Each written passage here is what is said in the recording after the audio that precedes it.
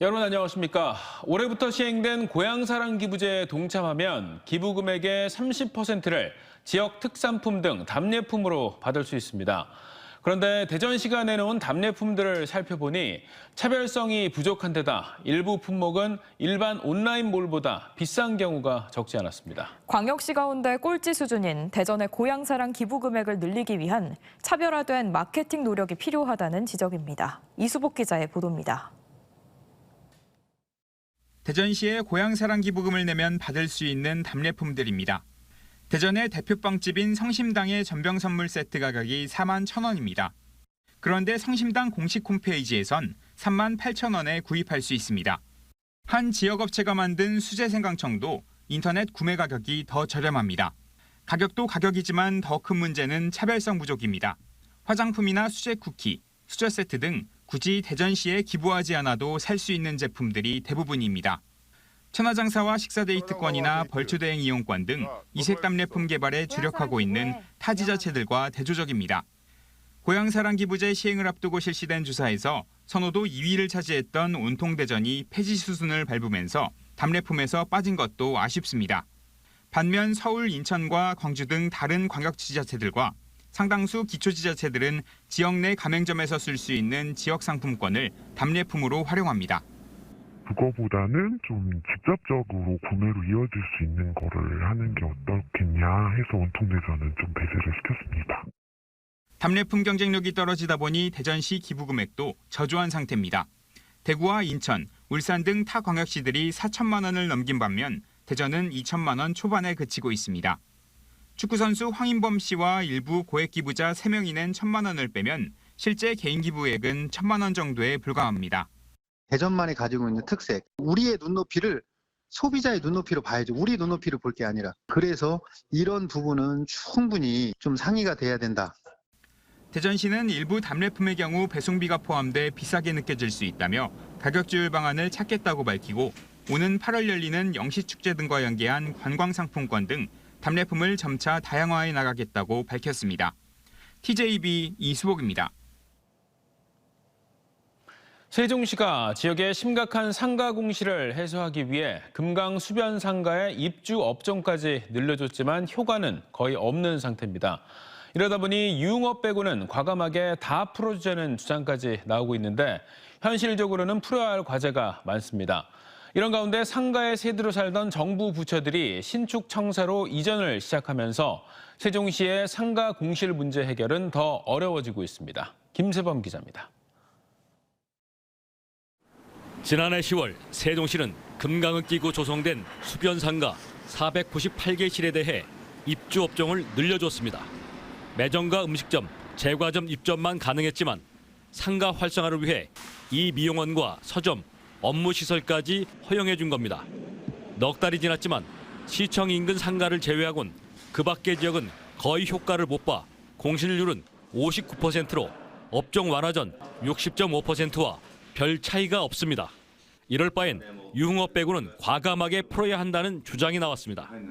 병원과 학원, 스크린 골프, 사우나 등 거의 전 업종을 열어주고 공무원의 외식일도 지정해 상권 활성화에 팔을 걷어붙이자는 겁니다. 상권 활성화 자체가 사실 상인들의 문제뿐만 아니라 사실은 지역 경제의 기초인 거잖아요. 그래서 그런 측면에서는 더 적극적인 어떤 행정을 한다는 취지에서라도 완화의 폭을 좀 더 넓혀야 된다. 그러나 이를 한꺼번에 풀기엔 넘어야 할 산이 많습니다.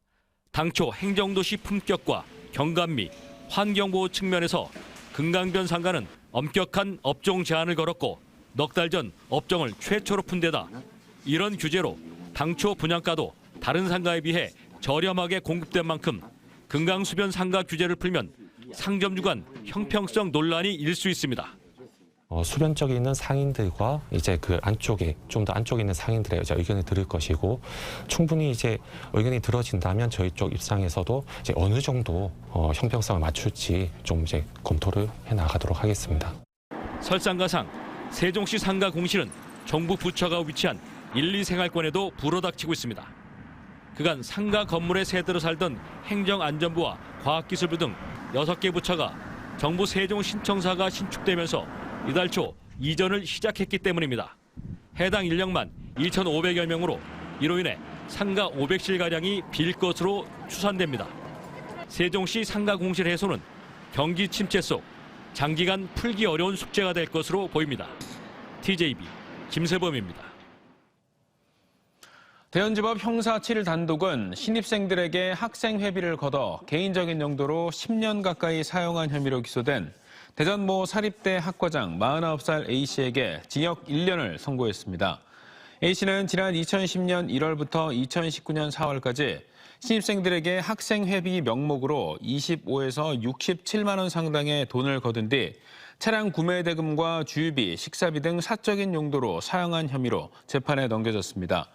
A씨는 식사 영수증을 허위로 작성해 480만 원 상당의 교육부 보조금을 챙긴 혐의도 받고 있습니다.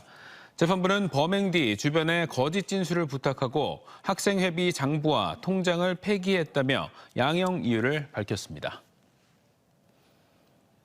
대연지검 공주지청은 공주의 한 농협에 들어가 흉기를 들고 강도 행각을 벌인 40대 남성을 구속 기소했습니다.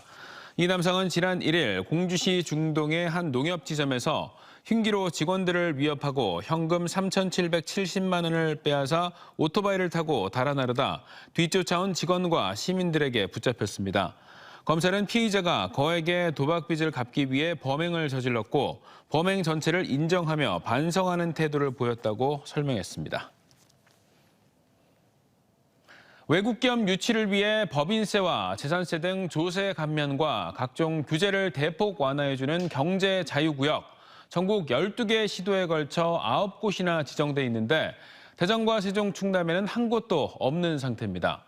충남도가 아산만권 메가시티 사업을 위해 경제 자유구역 신설에 나섰습니다. 보도에 강지렁 기자입니다. 김태움 충남도지사의 1호 결제 사업인 베이밸리 메가시티 계획은 아산만권을 첨단 산업과 관광 등을 아우르는 국가의 성장 동력 기지로 만든다는 내용입니다. 경기와 충남 서해안을 일명 K 골드코스트로 키우고 경기 평택과 충남 천안 아산에는 순환 철도를 운행해 생활권을 통합하며 각 지역에 맞는 미래형 산업단지와 관광 거점을 구축하는 겁니다. 이 같은 베이밸리 사업을 위해 충남도가 경제자유구역 조성 작업에 본격 착수했습니다. 산자부 장관이 지정고시하는 경제자유구역에서는 법인세와 소득세 등 조세 감면과 임대료 지원, 노동규제 완화, 행정절차 간소화 등 기업 활동에 제한을 주는 규제가 사라지거나 대폭 완화됩니다. 충남도는 천안과 아산, 당진, 서산시 등 4,100만여 제곱미터에 걸친 경제자유구역을 추진 중으로 타당성 검토와 구역 범위 설정 등을 위한 연구 용역을 시작했습니다. 충남은 수출 전국 2위, 생산은 전국 3위로 산업 기반이 천안, 당진 등 아산만권에 몰려있고 중국이 가까운 만큼 경제자유구역 지정 효과가 클 걸로 보입니다. 충청남도가 환행해권 경제구역의 중심 지역이 됐습니다. 그래서 대중국 수출을 포함해서 중국 경제권의 수출 경제가 활성화되고요. 지역 경제도 따라서 활성화되는 파급 효과가 있습니다.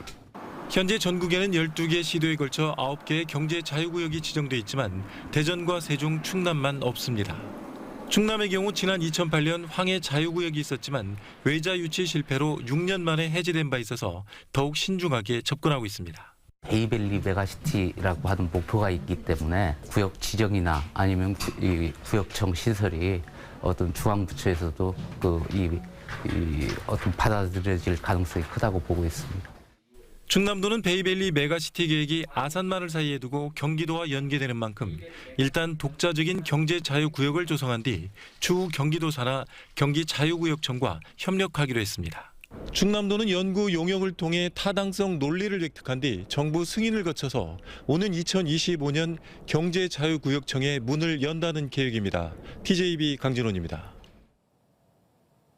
대전시가 한국만화가협회와 웹툰산업협회 등 관련 분야 7개 협회 학회와 업무 협약을 맺고 웹툰 콘텐츠 클러스터 조성 사업을 본격 추진합니다.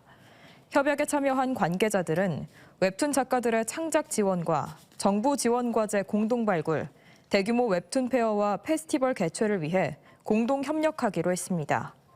웹툰 작가와 기업들의 입주 공간과 전시, 홍보 공간을 조성하는 웹툰 콘텐츠 클러스터 조성 사업은 내년 기본 및 실시 설계를 거쳐 2025년 착공해 2026년 완공을 목표로 하고 있습니다. 한화생명 e스포츠 소속 유명 프로게이머 박도현 선수가 대전 동구에 7천만 원을 기부해 1억 원 이상 고액 기부자 모임인 아너소사이어티의 대전 105호 회원이 됐습니다. 지난 2019년부터 비공개로 꾸준히 기부를 해온 박 선수는 아너소사이어티 회원이 되면서 그동안의 선행이 알려지게 됐습니다. 박 선수는 자신을 대신해 가입식에 참석한 어머니를 통해 앞으로도 지역과 사회에 좋은 일들을 이어나갈 수 있도록 노력하겠다는 뜻을 밝혔습니다. 일주일 전 발생한 튀르키예 강진이 수천 킬로미터 떨어진 우리나라에까지 영향을 준 것으로 확인됐습니다. 지진 발생 이후 국내 지하수 수위가 큰 폭으로 상승하거나 내려간 겁니다. 국내 방사성 폐기물 매립 지역 등에 영향을 미칠 수 있다는 우려도 나옵니다. 장석영 기자의 보도입니다.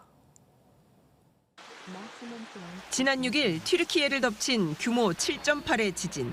21세기 들어 역대 5번째로 많은 인명피해를 낳은 자연재해로 사망자가 3만 7천 명을 넘어섰습니다. 한국과 7,400km 떨어진 곳에서 발생한 이 지진이 우리나라 지하수 수위에 영향을 준 사실이 확인됐습니다. 지질자원연구원은 튀르키예 지진이 발생한 지 불과 40분이 지난 시각 경북 문경에 설치한 관측용 우물에선 지하수 수위가 7cm 올라갔고 강릉에선 3cm 상승한 게 관측됐다고 밝혔습니다. 이후 7.5 규모의 여진 때는 문경에서 3cm 지하수 수위가 내려갔습니다. 지진이 나면 지진파에 의해 지하수가 있는 지층인 대수층 주변 암석들의 압력이 가해져 압축 팽창이 이루어지고 이로 인해 지하수 수위의 상승과 하강이 발생하는 겁니다. 지진파는 이제 지구를 이렇게 돌아다니는데 그럼으로 인해서 지금 지하수 관정이 있는 대수층을 통과를 하게 되고 그로 인해서 대수층 주변의 암석이 압축 팽창, 압력을 변화를 받고 지난 2021년 한국과 9,300km 떨어진 뉴질랜드 규모 7.8 강진 때와 이보다 10년 앞선 9.0 규모의 동일본 대지진 당시에도 우리나라 지하수 수위가 최대 2m까지 변했습니다. 지진파로 인해 지하수가 급격하게 유출되거나 유입되면 방사성 폐기물 부지와 오염 지역 등 땅속 환경에 심각한 영향을 미칠 수 있습니다. 다른 나라에서 발생한 지진이지만 국내도 지진의 영향을 예의주시해야 한다는 겁니다. 그 안에 고준위 핵종들이 있는데 그것들이 결국은 다시 지하수에서 녹아 들어갈 수 있는 채널이 열려지게 됨으로써 주변 생태계에 오염의 영향을 미칠 수 있는 그런 이제 위험한 환경이 될 수 있는. 연구팀은 해외에서 발생한 대규모 지진 이후 국내의 지하수 수위뿐 아니라 온도 변화까지도 확인되고 있는 만큼 지속적인 데이터 축적으로 지진 발생 피해를 최소화하겠다고 밝혔습니다. TJB 장석영입니다. 대전지검 형사 2부는 수백억대 오피스텔 전세 사기 혐의로 부동산 법인 관계자와 공인중개사 등 4명을 구속 기소했습니다. 이와 함께 부동산 법인 대표 등 공범 3명도 불구속 기소했습니다.